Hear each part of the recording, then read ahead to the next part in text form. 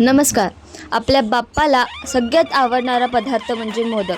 तर चला आज आपण मोदक बनवू. एका साईडला मी पाणी गरम करायला ठेवलं आहे आणि त्यामध्ये तांदळाचं पीठ टाकून त्याची चांगली उकड घ्यायची आहे. उकड झाल्यानंतर त्याच्यावरती 5-10 मिनिटांसाठी झाकण ठेवून ते थंड होईपर्यंत आपण खोबरं किसून घेऊया. खोबरं किसून झालेलं आहे. आता आपण सारणामध्ये काय टाकायचं त्याची तयारी करू. ड्रायफ्रूट्स बारीक कापून घ्यायचे आहेत. इथे मी गुळाची पावडर घेतली आहे.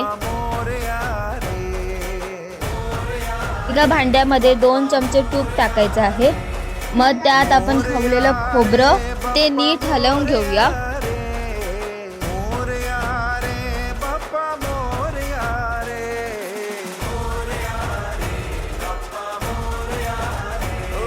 मग त्यात आपण गुळाची पावडर टाकूया आणि गुळ मिक्स होईपर्यंत आपण ते परतून घेऊ.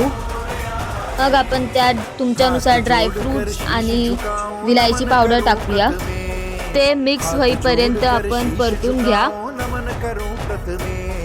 मेरे घर भी आओ गजानन जय गणपति गणेश. मेरे घर भी आओ गजानन जय गणपति गणेश.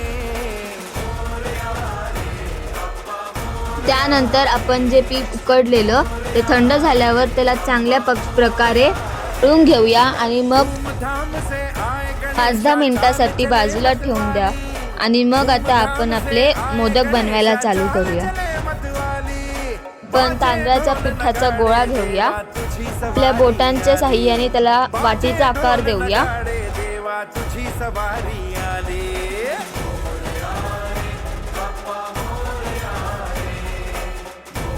मग त्यात 1 चमचा सारण भरून बारीक बारीक कळ्या बनवूया.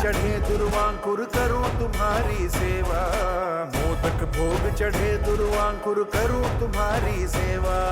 सबसे पहले ध्यान तुम्हारा है प्रथमेश्वर देवा. सबसे पहले ध्यान तुम्हारा है प्रथमेश्वर देवा.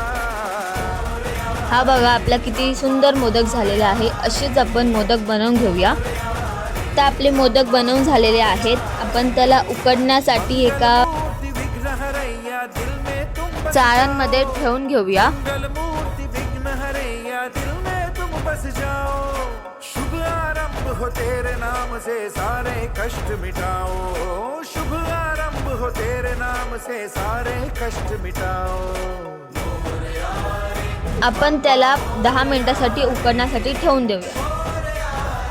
बघा किती सुंदर मोदक आपले बनवून झालेले आहेत. तुम्ही पण तुमच्या बाप्पासाठी हे नक्की बनवा आणि जर आवडले असतील तर लाईक आणि सबस्क्राईब करा. थँक्यू.